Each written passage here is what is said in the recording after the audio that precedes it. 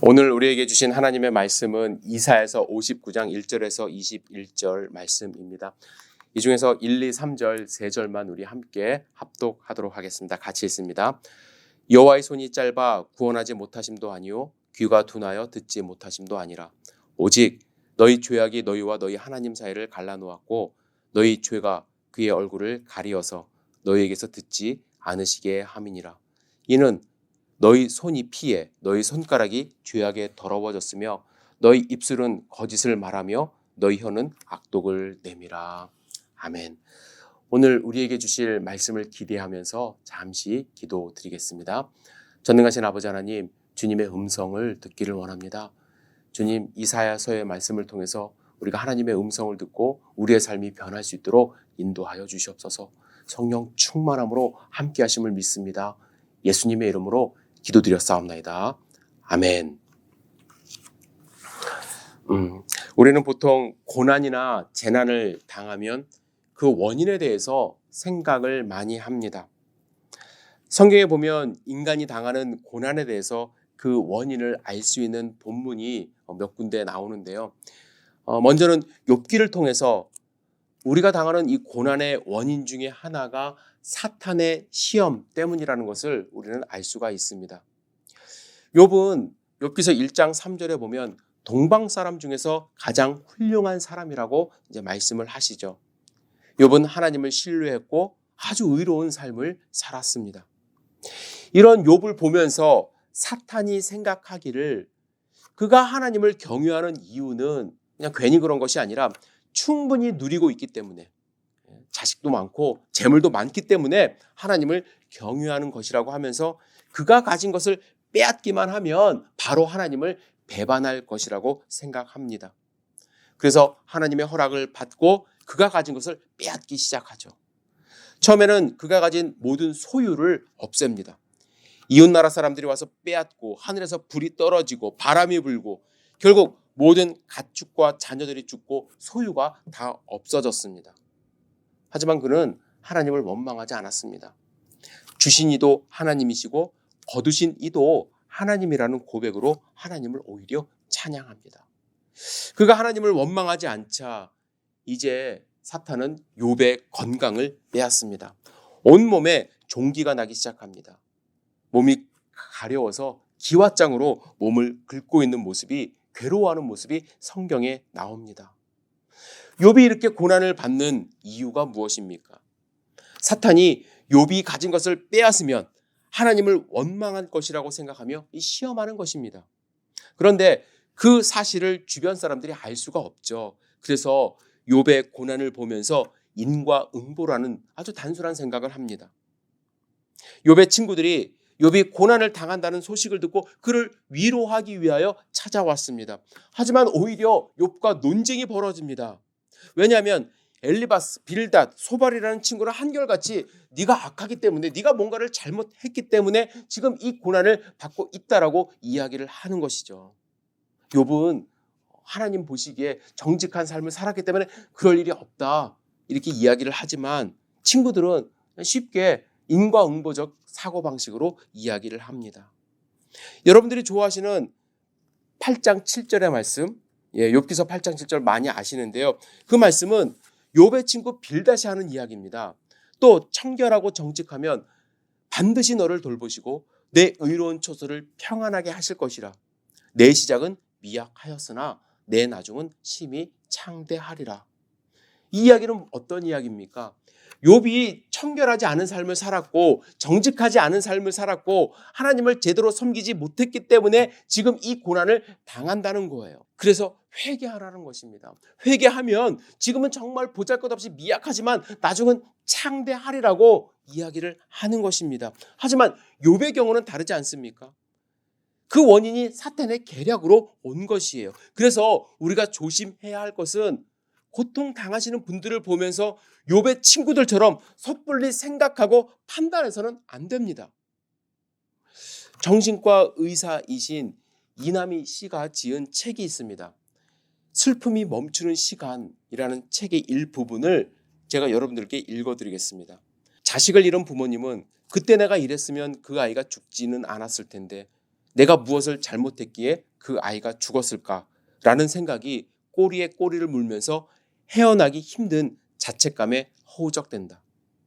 그런 부모님들에게 하나님만 열심히 믿으면 내 가족이 건강하고 행복하게 잘 살 수 있다는 식의 기복신앙을 강요하면서 당신이 무언가를 잘못했고 신앙이 깊지 않기 때문에 하나님께서 당신을 더 크게 만드시느라고 고통을 내리시는 것이다 라고 조언하는 사람들이 있다. 정말 깊은 상처를 줄 수 있는 무서운 말이다. 여러분, 우리가 누군가가 당하고 있는 그 고통을 보면서 그 사람이 무언가를 잘못했기 때문에 하나님이 주시는 거야 라고 생각하고 그렇게 말하는 것, 교만한 것입니다. 쉽게 판단해서는 안 됩니다. 하지만 여러분들이 분명히 아셔야 될 것이 있어요. 우리가 당하는 고통, 재난, 그 원인이 우리의 죄 때문인 경우도 상당히 많이 있습니다. 죄 때문에 인과응보를 받는 경우도 있어요. 오늘 본문에 나오는 유다 백성의 경우가 그렇습니다. 유다 백성들은요, 자신의 고통의 원인을 다른 곳에서 찾고 있었습니다. 이사야 58장 3절에 보시면 우리가 금식하되 어찌하여 주께서 보지 아니하시오며 우리가 마음을 괴롭게 하되 어찌하여 주께서 알아주지 아니하시나이까. 하나님이 지금 자신들의 형편에는 관심이 없으실 뿐만 아니라 금식까지도 지금 외면하신다고 지금 한탄하고 있어요. 그들이 고난을 당하는 것은 하나님이 자신들을 버리셨기 때문이라고 결론을 내립니다. 하지만 오늘 본문에 보시면 하나님은 그 이유를 정확하게 말씀하시죠. 함께 읽었지만 다시 한번 읽겠습니다. 1절부터 3절입니다. 여호와의 손이 짧아 구원하시지 못하심도 아니요 귀가 둔하여 듣지 못하심도 아니라 오직 너희의 죄악이 너희와 너희 하나님 사이를 갈라놓았고 너희 죄가 그의 얼굴을 가리어서 너희에게서 듣지 않으시게 함이니라. 이는 너희 손이 피해 너희 손가락이 죄악에 더러워졌으며 너희 입술은 거짓을 말하며 너희 혀는 악독을 내밀어. 이 세 구절이 모든 내용을 함축하고 있는데요. 하나님이 무능력하고 듣지 못해서 구원하지 못하신 것이 아니라는 거예요. 분명히 말씀하시죠. 하나님은 하나님의 백성이 샬롬, 평안을 누리기를 정말로 원하십니다. 그런데 문제가 2절에 나오죠. 너희 죄악이 너희와 너희 하나님 사이를 갈라놓았고 너희 죄가 그의 얼굴을 가리어서 너희에게서 듣지 않으시게 함이라고 말씀을 합니다. 하나님이 그들을 고통 가운데 있게 하신 이유는 그들의 죄 때문이고 그들의 죄악된 행실 때문입니다. 죄 때문에 하나님과 백성 사이가 갈라졌어요. 여기서 갈라졌다는 단어는 창세기 1장 6절에 나오는데 궁창이 하늘에 있는 물과 땅에 있는 물로 갈라졌다. 이때 표현된 단어입니다. 즉 하나님과 인간이 하늘과 땅처럼 갈라져 있다라고 말씀을 하시는 것입니다. 그리고 하나님이 얼굴을 돌리셨대요. 하나님이 얼굴을 돌리셨다는 것은 구약시대 성도들에게는요 상상할 수도 없는 큰 불행이고 저주입니다. 하나님이 자신들을 바라보시기만 하면 이 세상에 어떤 어려움도 문제될 것이 없다고 생각했는데 하나님께서 자신들에게 얼굴을 돌리셨다는 것은 충격적인 일이에요. 그렇다면 도대체 그들이 어떤 일을 행하고 있었는가? 그냥 실수로 범죄한 것, 한두 번 잘못한 것, 그것이 아니라는 거예요. 사회 전반이 하나님으로부터 멀어졌고 죄악을 지금 범하고 있습니다. 첫 번째, 그들은요 잔인한 모습을 갖고 있었어요.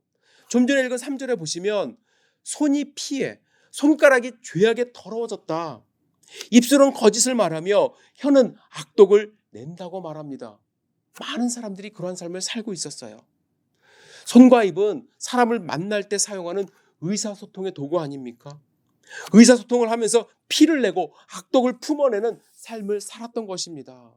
두 번째로 4절에 보시면요 법정의 공의가 무너져 버렸어요. 가장 공의로워야 될 이 법정이 무너졌습니다. 4절 읽어보겠습니다. 공의대로 소송하는 자도 없고 진실하게 판결하는 자도 없으며 허망한 것을 의뢰하며 거짓을 말하며.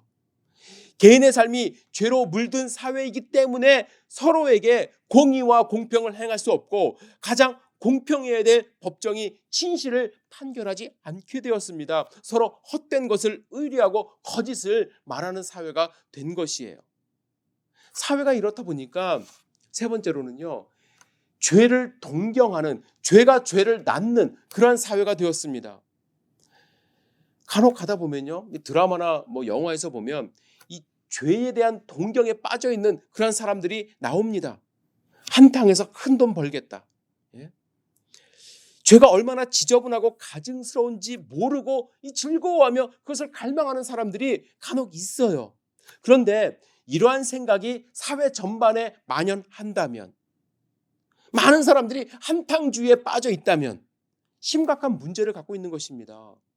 이사야 선지자는 당시 이스라엘 사회가 그랬다고 이야기를 합니다. 5절에 보시면 그들은 마치 독사의 알을 품는 것과 같고 거미줄로 옷감을 짜는 것과 같다고 이야기를 합니다. 독사가 알을 품으면 무엇을 낳습니까? 독사를 낳아요. 예? 그들의 죄악이 또 다른 죄악을 낳는다는 거예요. 거미줄로 옷을 짜면 어떤 결과가 있습니까? 허무하죠. 예? 하루라도 있겠습니까? 죽음으로 치닫게 된다는 것입니다. 즉, 그 사회는 미래가 없는 사회가 되었다는 것입니다. 뿐만 아니라 네 번째로 이사야 선지자는 그들의 사회의 기준이 다 파괴되었음을 고백합니다. 악한 자들이 득실거리는 세상, 어떤 사회가 될까요? 뻔한 거 아닙니까? 민첩하게 죄를 짓습니다. 누가 먼저 죄를 짓느냐가 관건이에요. 신속하게 악을 행하는 사회가 되었습니다. 기준이 다 무너졌으니까 파멸과 황폐만 있을 뿐입니다. 서로에게 공평하지 않습니다. 스스로 비뚤어진 길을 걸어갑니다.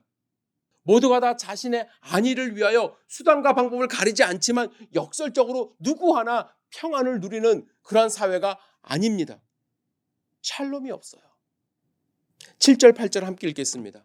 그 발은 행악하기에 빠르고 무지한 피를 흘리기에 신속하며 그 생각은 악한 생각이라.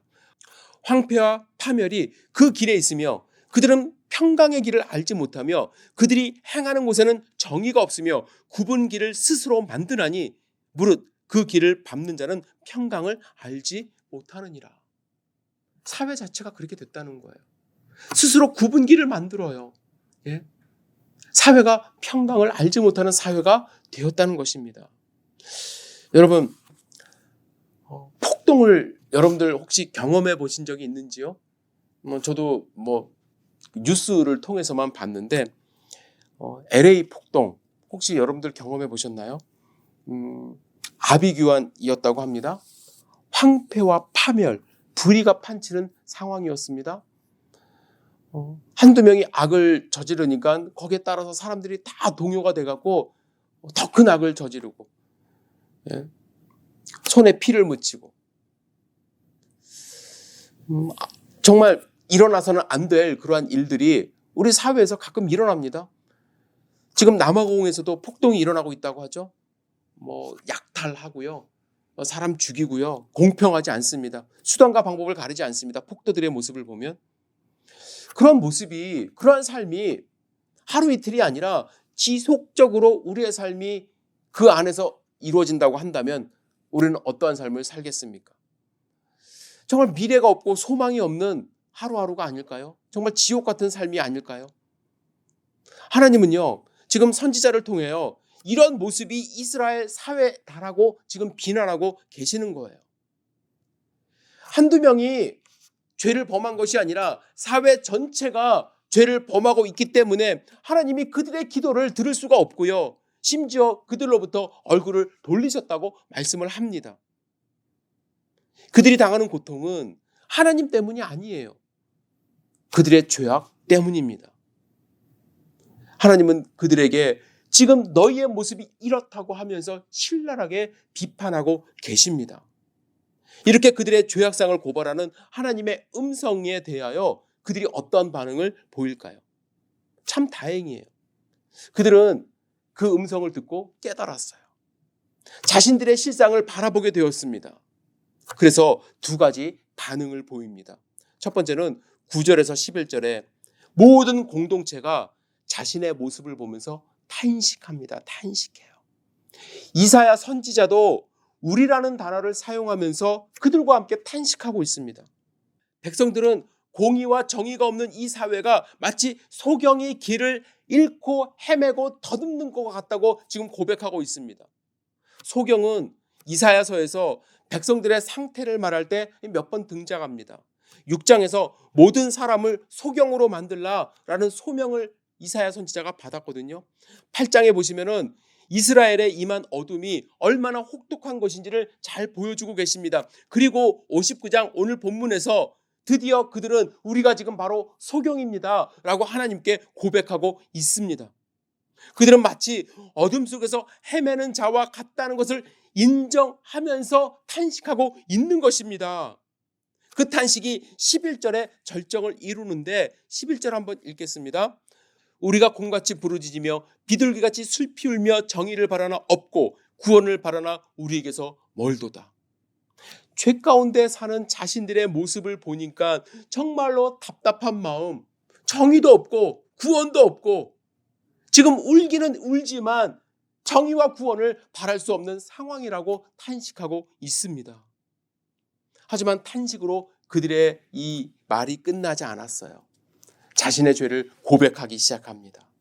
그들이 고백하는 죄의 내용을 보면 이사야 선지자가 한 말을 그대로 인용합니다. 다 인정해요. 13절부터 15절 읽겠습니다. 같이 읽겠습니다. 시작. 우리가 여호와를 배반하고 속였으며 우리 하나님을 따르는 데에서 돌이켜 포학과 패역을 말하며 거짓말을 마음에 잉태하여 나왔으니 정의가 뒤로 물리침이 되고 공의가 멀리 섰으며 성실이 거리에 엎드려지고 정직이 나타나지 못하는도다. 성실이 없어짐으로 악을 떠나는 자가 탈취를 당하는도다. 자신들의 사회를 돌이켜 보니까 하나님이 가장 소중하게 여기시는 공의, 공평, 정직, 성실 이것이 다 사라지고 없다고 지금 고백하고 있습니다. 그들은요, 지금 도대체 하나님이 어디 있느냐? 우리가 기도하고 있는데 왜 하나님은 우리의 이 고난을 돌보지 않느냐? 하나님께 따져 묻던 사람들입니다. 그런데 이사야 선지자를 통하여 하나님의 책망을 듣고 스스로 탄식하고 고백하며 하나님께 나아갑니다. 그때 하나님은 그의 백성을 치료하기 위하여 등장합니다. 15절 하반부에 보시면 여호와께서 이를 살피시고라고 하십니다. 그리고 그들에게 정의가 없는 것을 기뻐하지 아니하셨다 말씀합니다. 하나님은 백성들이 지은 죄 때문에 그들과 멀어져 그들의 고통을 보고 계셨지만 그들이 자신의 죄를 자복했을 때 얼굴을 돌리셔서 그들을 살피시기 시작한 것입니다. 그리고 그들 가운데 정의가 없는 것을 보시고 기뻐하지 않으시며 전투 복장을 하고 나타나십니다. 17절 함께 읽겠습니다. 공의를 갑옷으로 삼으시며 구원을 자기의 머리에 써서 투구로 삼으시며 보복을 속옷으로 삼으시며 열심을 입어 겉옷으로 삼으시고 하나님은 그의 백성을 위해 싸우시는 분으로 묘사되어 있습니다. 하나님이 지금 누구랑 싸우십니까? 바벨론, 페르시아, 아시리아, 블레셋 이런 나라들은 언급되어 있지 않습니다. 하나님이 그들을 위해 싸우시는 것은 그들의 죄입니다. 하나님이 가나안 사람을 물리치시려 바벨론을 치시러 온 것이 아니라 그들이 사로잡혀 있던 죄를 물리치시기 위하여 하나님이 전투 복장으로 나타나셨습니다.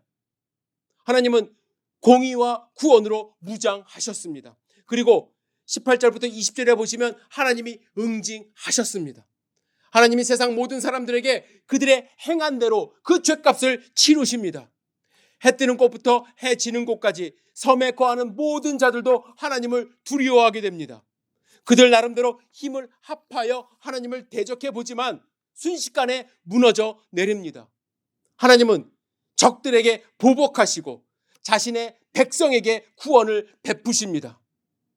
하지만 여러분, 야곱의 자손이라고 해서 무조건 하나님의 백성으로 구원받는 것은 아닙니다.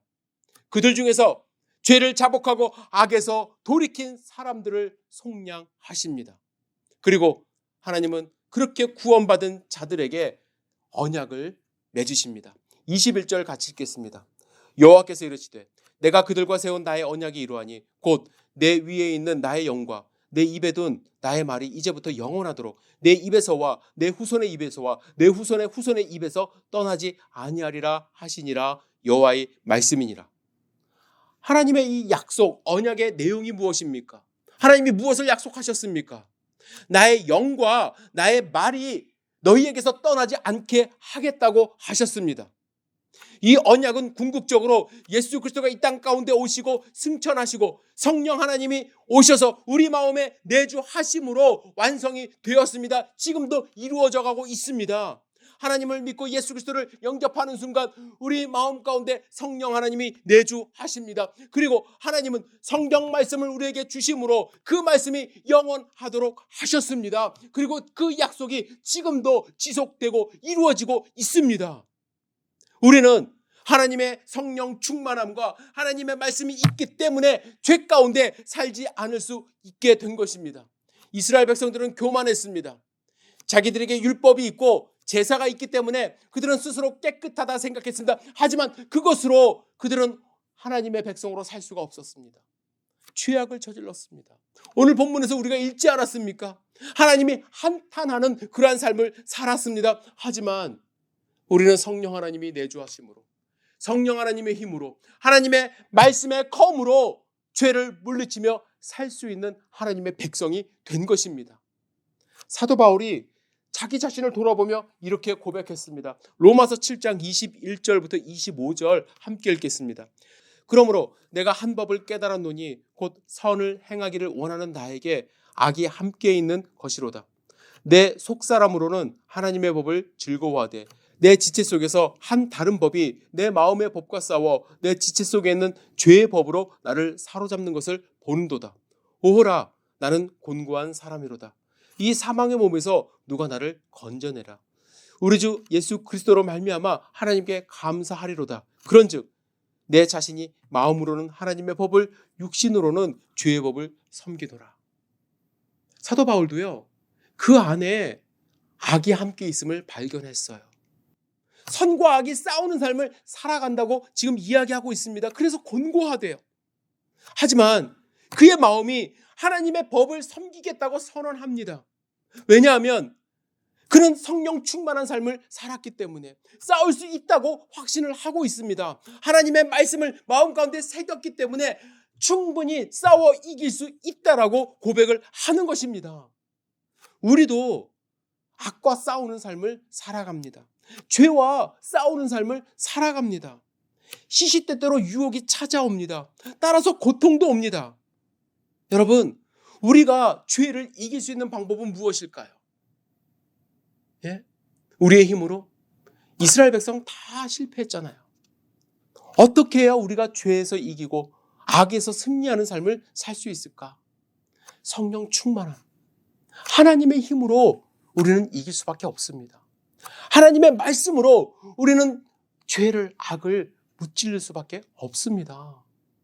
사랑하는 성도 여러분, 우리가 이 세상을 살아가면서 고통이 없으면 좋겠지만 때로는 우리의 잘못으로 인하여 고통이 찾아올 수 있습니다.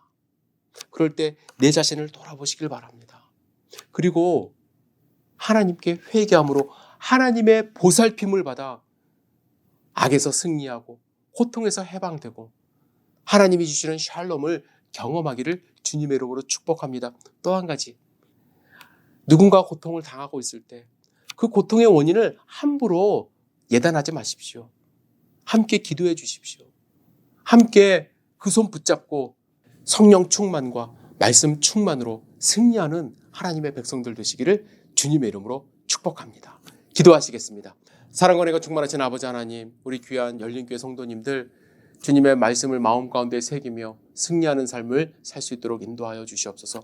고통과 고난이 가득한 이 세상을 바라보며 애통해야 하고 함께 기도하며 회개하는 삶을 살 수 있도록 인도하여 주시고 하나님이 우리를 살펴보심으로 우리의 삶이 평안을 누릴 수 있도록 주여 인도하여 주시옵소서.